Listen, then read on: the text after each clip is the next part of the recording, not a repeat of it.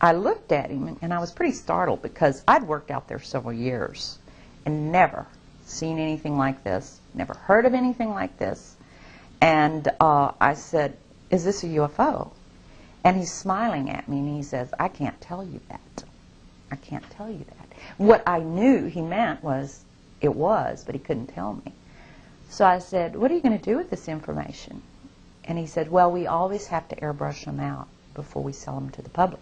I was asked to go over to this facility on Langley Air Force Base where the NSA was bringing in the information from the lunar orbiter. And so I packed up some tools. I went over.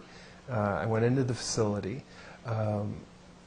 A couple of officers took me into this hangar. It was a very large hangar. So they took me into this laboratory. I took a look at the equipment. There was an Airman Second Class in there. I was an Airman Second Class as well. At the time, I didn't know what the real purpose of this darkroom and this operation in this facility was. I thought this was where they were bringing the data in and then releasing the images to the public. They were doing 35mm strips of film at that time, which were then assembled into 18.5 by 11-inch mosaics, they were called. There was a digital signature and a grayscale on every 35mm strip. And those strips were from successive passes around the moon. So he was showing me how all this worked, and we walked over to one side of the lab, and he said, "By the way, we've discovered a base on the back side of the moon." And at that point, I became frightened, and I was a little terrified, thinking to myself that if anybody walks in the room now, I know we're in jeopardy, we're in trouble, because he shouldn't be giving me this information. And then he pulled out one of these mosaics and showed this base, which had geometric shapes. There were towers, there were spherical buildings, there were very tall towers, and things that looked somewhat like radar dishes, but they were large structures. If I compare it to what I'm seeing now, because I do have photographs that have artifacts in them that are similar to what I saw, they're massive. Some of the structures are, half a mile in size. So they're huge structures.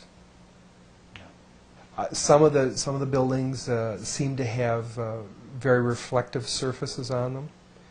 A couple of structures that I saw reminded me of cooling towers at power generating plants. They had that sort of a shape. Some of them were just very, very straight and tall with a flat top.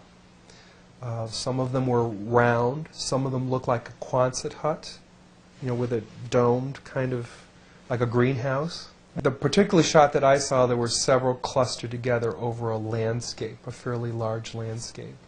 I didn't want to look at it any longer than that because I felt that my life was in jeopardy. And I knew that young fellow who was sharing this was really, really overstepping his bounds at that point. I worked there for 3 more days, and I remember going home and naively thinking, I can't wait to hear about this on the evening news. And here it is, more than 30 years later, and I hope we hear about it tonight.